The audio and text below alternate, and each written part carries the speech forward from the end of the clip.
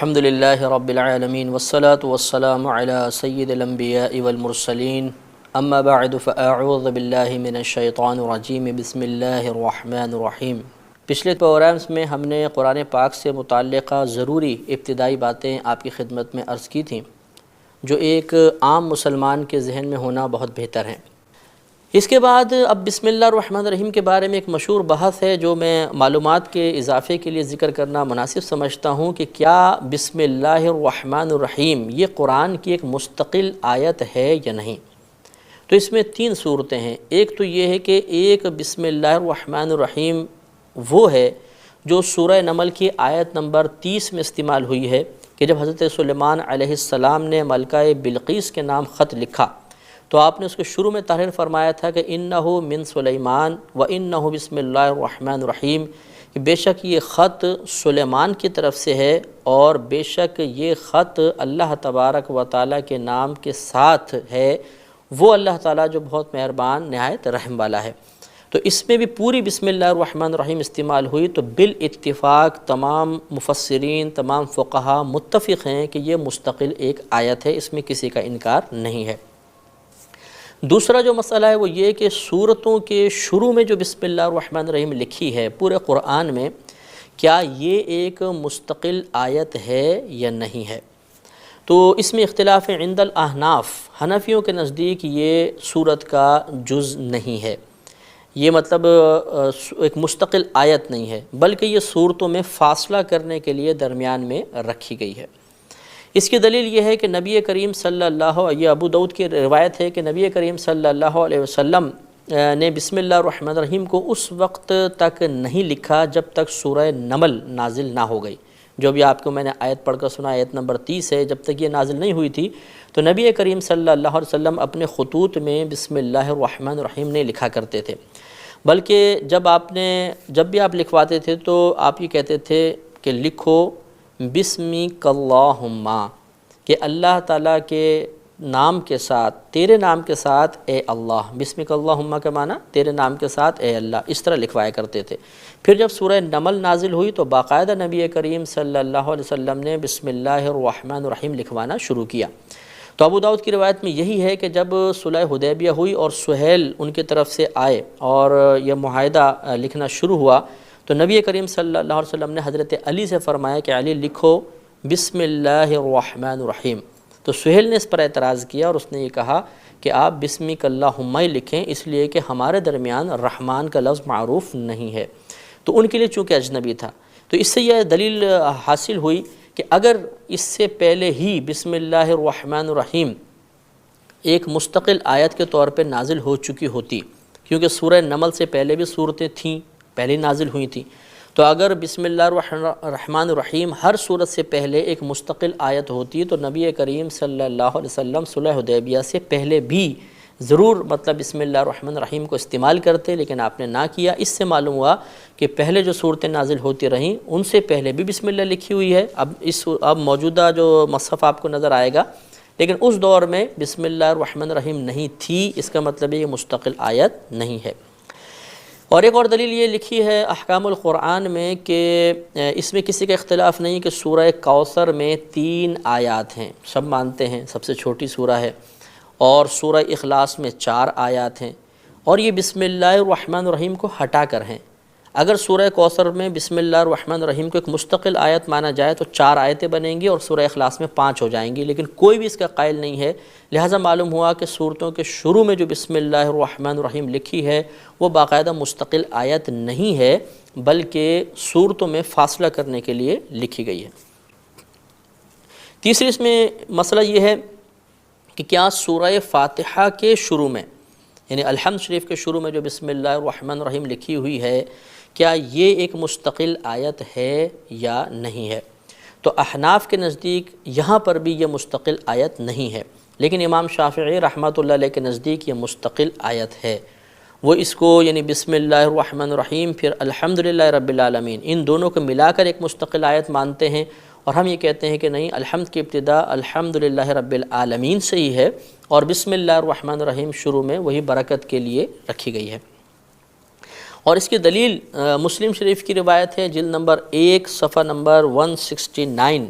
نبی کریم صلی اللہ علیہ وسلم ارشاد فرماتے ہیں کہ اللہ تبارک و تعالی نے ارشاد فرمایا، یہ حدیث قدسی ہے، کہ صلاۃ یعنی سورہ فاتحہ کو میرے اور میرے بندے کے درمیان نصف تقسیم کر دیا گیا ہے۔ نصف اس میں سے میرے لیے ہے اور نصف میرے بندے کے لیے ہے۔ میرے بندے کے لیے وہ ہے جس کا وہ سوال کرے گا۔ بس جب میرا بندہ کہتا ہے الحمدللہ رب العالمین، تو میں کہتا ہوں کہ میرے بندے نے میری حمد کی ہے۔ پھر جب وہ کہتا ہے کہ الرحمن الرحیم، تو میں کہتا ہوں کہ میرے بندے نے میری تعظیم کی۔ اور جب وہ کہتا ہے مالک یوم الدین، تو میں کہتا ہوں کہ میرے بندے نے خود کو میرے سپرد کر دیا۔ اور جب وہ کہتا ہے ایاک نعبد و ایاک نستعین، تو میں کہتا ہوں کہ یہ میرے اور میرے بندے کے درمیان ایک معاملہ ہے، اور میرے بندے کے لیے وہ ہے جس کا وہ سوال کرے گا۔ اور پھر جب وہ اہدنا الصراط المستقیم صراط الذین انعمت علیہم غیر المغضوب علیہم ولا الضالین آمین یہ پورا کہتا ہے، تو میں کہتا ہوں کہ میرے بندے کے لیے وہ ہے جس کا اس نے مجھ سے سوال کیا۔ تو وجہ استدلال یہ ہے کہ اس میں پوری الحمد شریف کا ذکر ہوا، اور اللہ نے فرمایا کہ نصف میرے لیے نصف میرے بندے کے لیے، لیکن اس حدیث قدسی میں بسم اللہ الرحمن الرحیم کا تذکرہ نہیں ہے۔ اگر بسم اللہ بھی ایک مستقل آیت ہوتی تو اس کا بھی ضرور تذکرہ کیا جاتا۔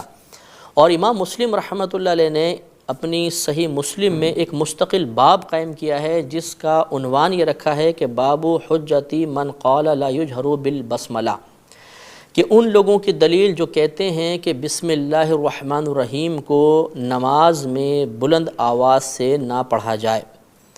اس کے تحت حضرت انس رضی اللہ تعالیٰ عنہ کی روایت لے کر آئے ہیں کہ حضرت انس رضی اللہ تعالیٰ عنہ ارشاد فرماتے ہیں کہ میں نے رسول اللہ صلی اللہ علیہ وسلم، حضرت ابو بکر، پھر حضرت عمر، پھر حضرت عثمان رضی اللہ تعالیٰ عنہ کے پیچھے نماز پڑھی ہے، لیکن میں نے ان میں سے کسی کو بھی بسم اللہ الرحمن الرحیم بلند آواز سے پڑھتے ہوئے نہیں سنا۔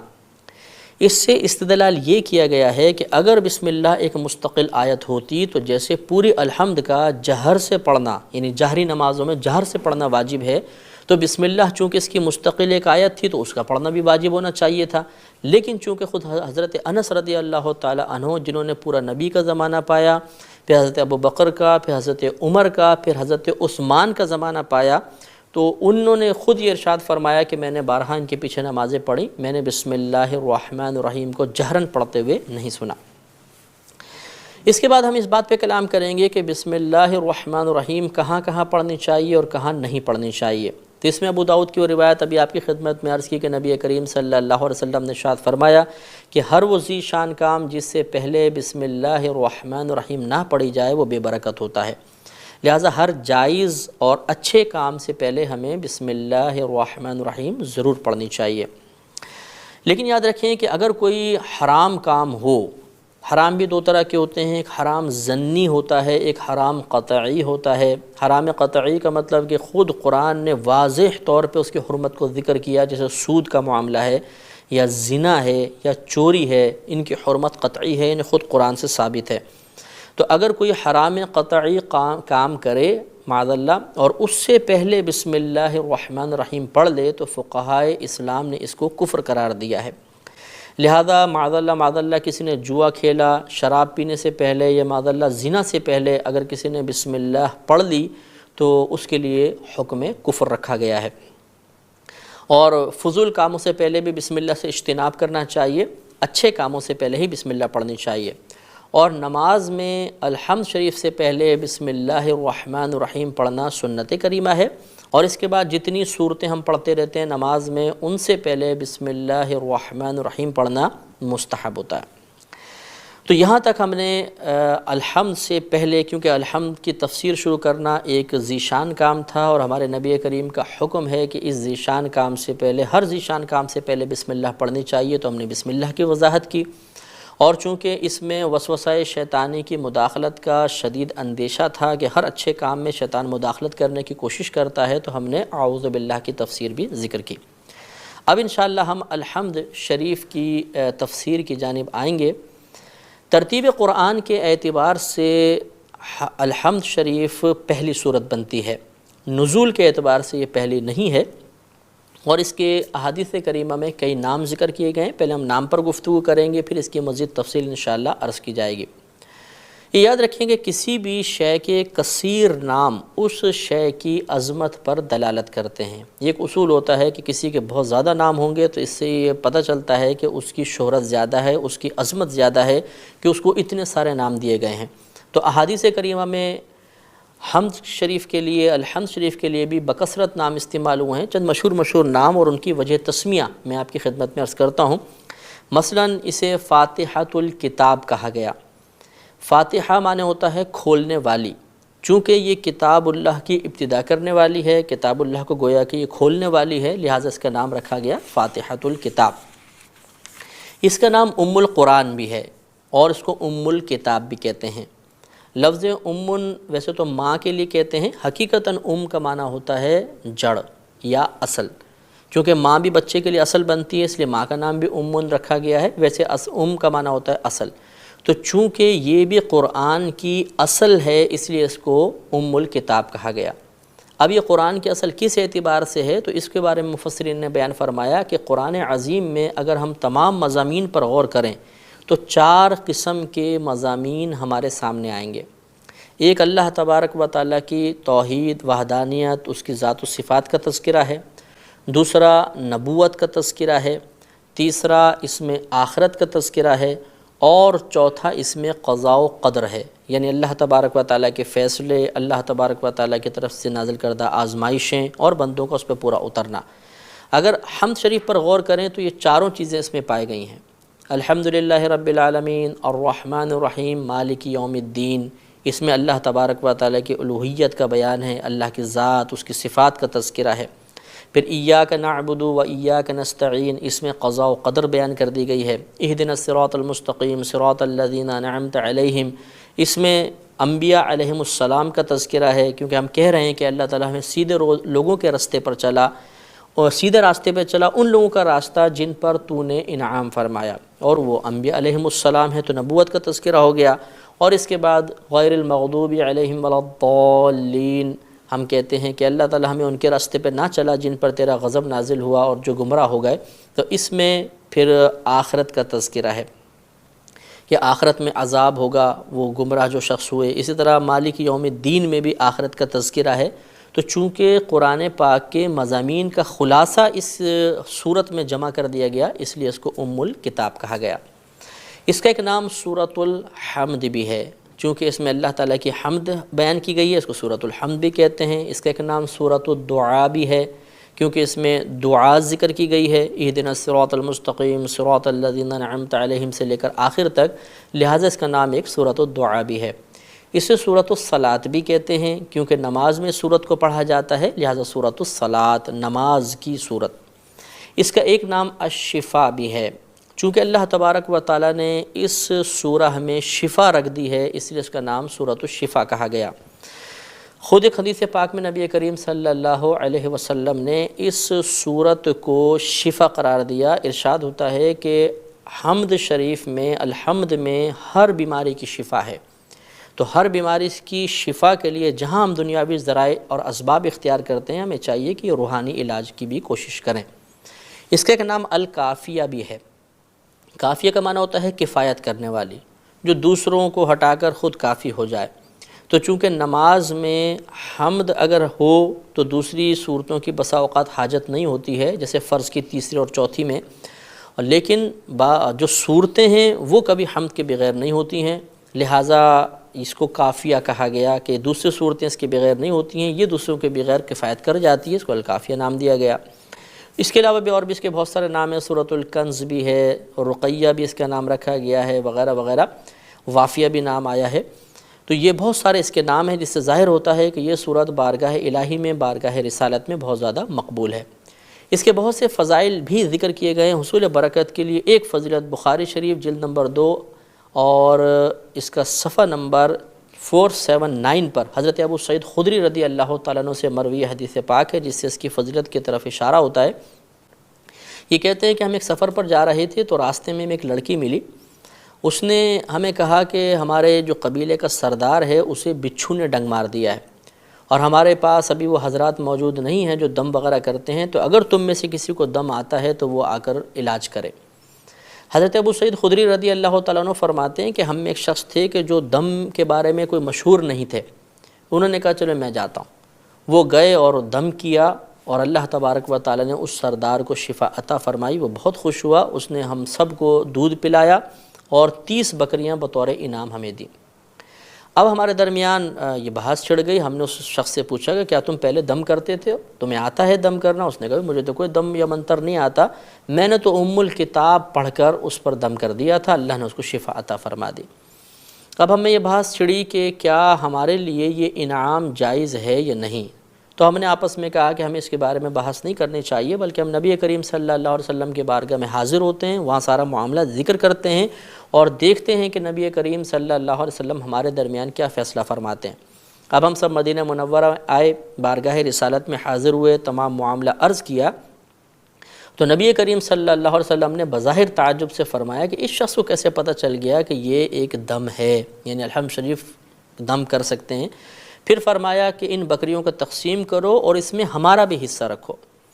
اس سے معلوم ہوا کہ الحمد شریف اگر کسی مریض پر دم کر دی جائے اور صحیح اخلاص کے ساتھ کی جائے اور وہ شخص کرے جو متقی ہے، پرہیزگار ہے، تو اللہ تبارک و تعالیٰ اس کی برکت سے شفا دیتا ہے، اور اس طرح دم کر کے کوئی اجرت لے لینا یہ بھی جائز ہوتا ہے۔ اس کا شان نزول جو ہے وہ مختلف بیان کیے گئے ہیں۔ بہرحال مقام نزول پہ ہم بحث کر لیتے ہیں کیونکہ شان نزول اتنا قوی نہیں ہے۔ کہا جاتا ہے کہ یہ سورت 2 مرتبہ نازل ہوئی، ایک مرتبہ مکے میں، ایک مرتبہ مدینے میں، لہٰذا یہ مکیہ بھی ہے اور مدنیہ بھی ہے۔ یہ ہم نے پہلے آپ کو بتایا تھا کہ جو صورتوں کے شروع میں مکی صورت یا مدنی صورت لکھا ہوتا ہے، اس کا جمہور نے یہ معنی بیان کیا ہے کہ جو صورتیں ہجرت سے پہلے نازل ہوئیں وہ مکیہ ہیں، جو ہجرت کے بعد نازل ہوئیں وہ مدنیہ ہیں۔ لہذا معلوم ہوا کہ یہ صورت 2 مرتبہ نازل کی گئی، ایک مرتبہ نبی کریم صلی اللہ علیہ وسلم کی ہجرت سے پہلے اور ایک مرتبہ آپ کی ہجرت کے بعد، لہذا اس کو مکیہ بھی کہہ سکتے ہیں اور مدنیہ بھی کہہ سکتے ہیں۔ اس میں 7 آیات ہیں، 27 کلمات ہیں، 140 حروف ہیں اور 1 رکوع ہے۔ یہ 1 رکوع پر مشتمل صورت ہے۔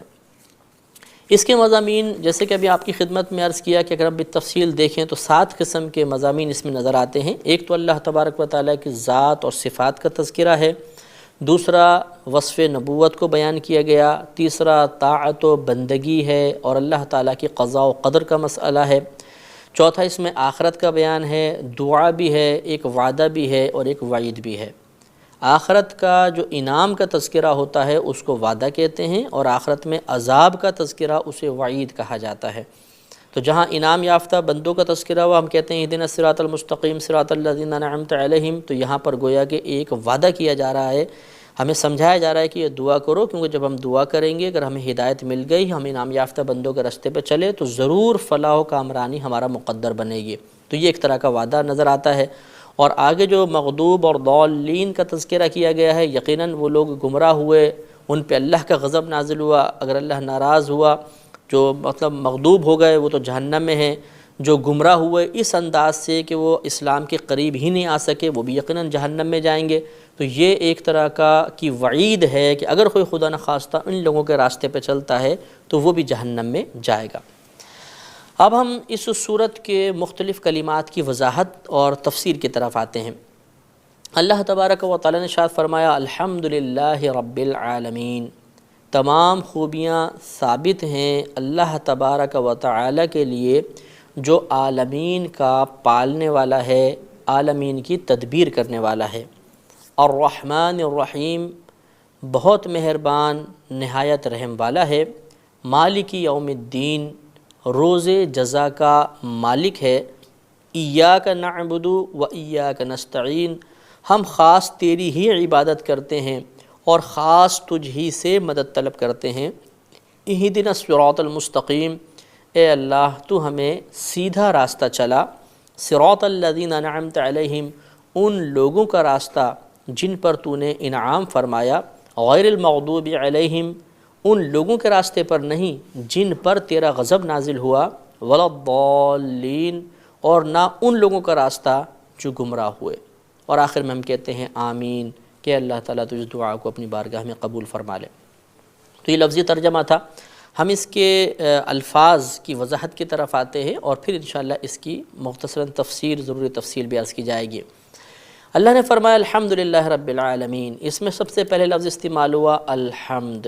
حمد کا معنی ہوتا ہے، ویسے لغوی معنی ہے تعریف کرنا، اور اس کی اصطلاحی تعریف یہ ہوتی ہے، یعنی خاص ایک معنی اس کا یہ ہوتا ہے کہ کسی کی اختیاری خوبی پر اس کی تعظیم کی نیت سے تعریف کرنا، چاہے اس نے ہم پر انعام کیا ہو یا نہ کیا ہو۔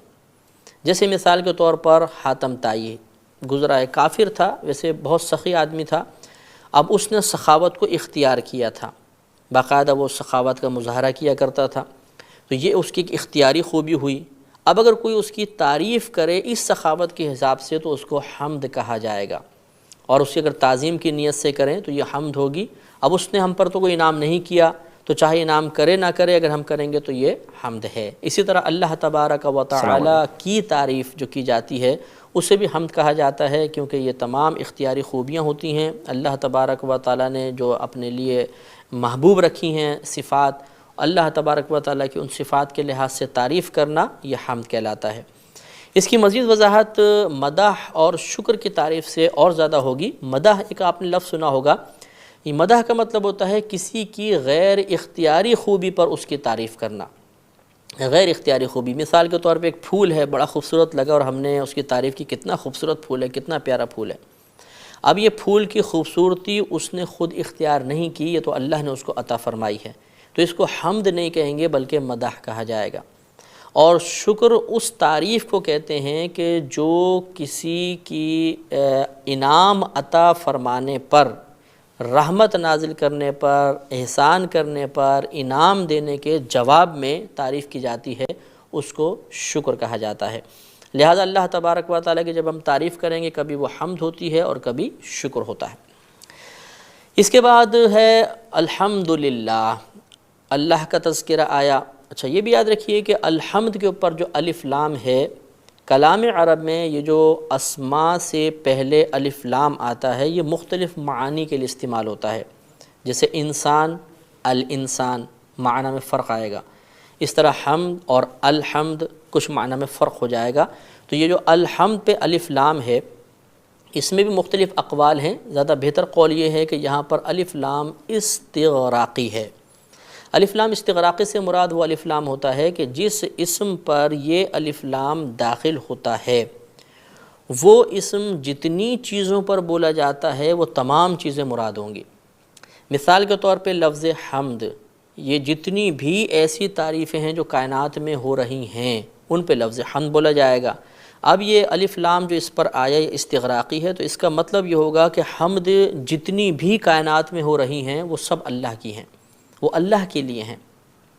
اب یہاں ایک چھوٹا سا اعتراض ہو سکتا ہے کہ یہ کیسے ہو سکتا ہے؟ مثال کے طور پہ ہم کبھی انسان کی تعریف کر رہے ہیں، کبھی ہم تصویر کی تعریف کر رہے ہیں، کبھی ہم اور چیزوں کی تعریف کرتے ہیں۔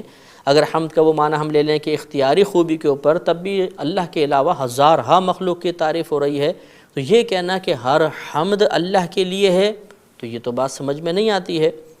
اس کا جواب علماء کرام نے یہ دیا ہے۔ مسئلہ یہ ہے کہ اگر ہم کسی بھی چیز کی تعریف کرتے ہیں تو حقیقتاً وہ اس شے کی تعریف نہیں ہوتی ہے بلکہ اس کے بنانے والے کی، یا جو نعمت اس شخص کے پاس ہے وہ عطا کرنے والے کی تعریف ہے، اس شخص کی نہیں ہے۔ ہم ایک مثال سے میں آپ کو بات سمجھاتا ہوں کہ مثال کے طور پہ ایک تصویر ہے، اگر ہم تصویر کی تعریف کرتے ہیں تو حقیقتاً ہم تصویر کی تعریف نہیں کر رہے بلکہ بنانے والے کی تعریف کر رہے ہیں، کیونکہ جب آپ کہیں گے واہ کتنی خوبصورت تصویر ہے تو اس کی خوشی ہوگی بنانے والے کو، مصور خوش ہوگا کیونکہ اس نے اس کو بنایا ہے۔ انشاءاللہ عز و جل اگلے پروگرام میں ہم بقیہ الحمد شریف کے معاملات اور اس کے الفاظ اور کی تفسیر ذکر کریں گے، چونکہ اب ہمارے پروگرام کا وقت ختم ہو رہا ہے۔ انشاءاللہ اگلے پروگرام تک کے لیے اجازت دیجیے۔ السلام علیکم۔